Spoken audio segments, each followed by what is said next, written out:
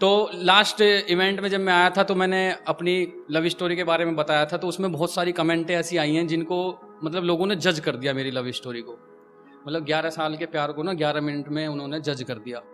तो लास्ट मैंने बताया था कि मेरे पापा ने मेरा हाथ पकड़ लिया और मैंने उस लड़की से मिलने से मना कर दिया। तो लोगों ने बहुत कमेंट की, लेकिन हुआ दरअसल क्या था कि उस समय मेरे पापा ने मेरे को बहुत मारा था और 27 दिन 2009 में क्वारंटाइन कर दिया मेरे को घर में, और ट्रीटमेंट वैक्सीन सब थी पापा के पास, बहुत बजाया मेरे को।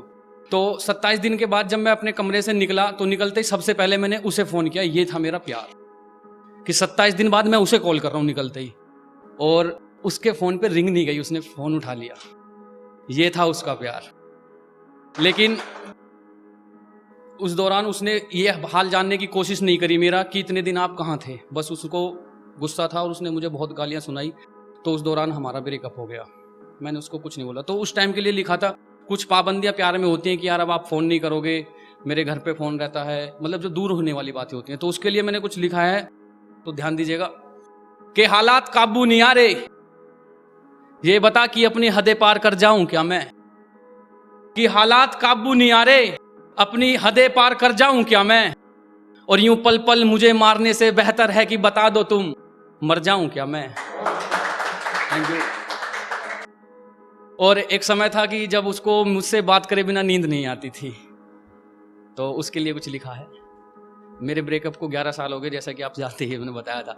तो उसके लिए लिखा है कि बात कर लो ना बाबू। उसकी कॉल आई थी तब बता रही थी उसको बात करे बिना मन नहीं लगता, तो कि बात कर लो ना बाबू, तुम्हारी आवाज़ सुने बिना नींद नहीं आ रही है। कि बात कर लो ना बाबू, तुम्हारी आवाज़ सुने बिना नींद नहीं आ रही है। और यूं तो 11 साल हो गए हैं उसको मुझसे बिछड़े हुए, पता नहीं अब वो कैसे सो रही है। कि उम्र भर शक करती रही वो मुझ पर, उम्र भर शक करती रही वो मुझ पर, और इसी शक में जिंदगी गुजार दी उसने। उम्र भर शक करती रही मुझ पर और इसी शक में जिंदगी गुजार दी उसने। और कहती थी कि मैं तुम्हारी बुरी आदत बन गई हूं, ये बुरी आदत सुधार दी हमने। Thank you. और एक लिखा था कि मतलब यकीन नहीं होता कि वो मुझसे जुदा हो गई।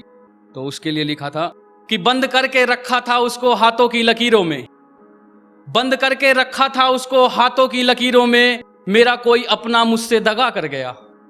मुझको सुलाया गया गहरी नींद में और उसे मेरे हाथों से कोई रिहा कर गया। थैंक यू, बहुत शुक्रिया। तो एक उसकी वादा था मुझसे कि आप कभी ना मुझे याद करके रोओगे नहीं, और हमेशा ना तब कभी भी मुझसे मिलोगे तो हंसते हुए मिलोगे। अब हंसी तो आती नहीं है और रोने को उसने मना किया है, तो क्या करें। तो उस सिचुएशन में कुछ लिखा था कि हंसी मानो भूल गया हूं, हंसी मानो भूल गया हूं, और ना जाने कहां खोता रहता हूं मैं। और उसकी एक हंसती हुई तस्वीर है मेरे पास, बस उसे देख के रोता रहता हूं मैं। तो बहुत कोशिशें की उससे मैंने बात करने की, मंदिर मस्जिद सब में सजदे किए मैंने, लेकिन कोई कामयाबी ना मिल पाई। तो एक बार मंदिर में बैठा था, तो उस टाइम पे मैंने एक मंदिर से ही बना दिया उसके लिए। तो सुनिएगा जरा कि इस कदर नाराज हो गई वो मुझसे, कि इस कदर नाराज हो गई वो मुझसे कि अपने दिल के साथ अपनी यादें भी चुरा ली। और आज तुझे दुआओं में क्या मांग लिया मैंने खुदा से, यार उसने भी नजरें झुका ली। मिल जाए बिना मांगे सब कुछ, कि मिल जाए मुझे बिना मांगे सब कुछ, कोई ऐसी दुआ देकर चला गया। कि मिल जाए मुझे बिना मांगे सब कुछ, कोई ऐसी दुआ देकर चला गया। अरे इस दुआ का क्या करूंगा यारो, मुझे वो चाहिए था जो ये दुआ देकर चला गया।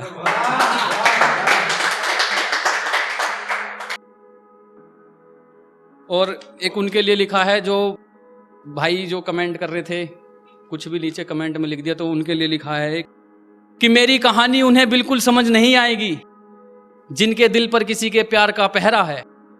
कि मेरी कहानी उन्हें बिल्कुल समझ नहीं आएगी जिनके दिल पर किसी के प्यार का पहरा है। अरे हंसता हुआ चेहरा तो देख लिया आपने मेरा, कभी मेरे दिल से पूछोगे जख्म कितना गहरा है। धन्यवाद।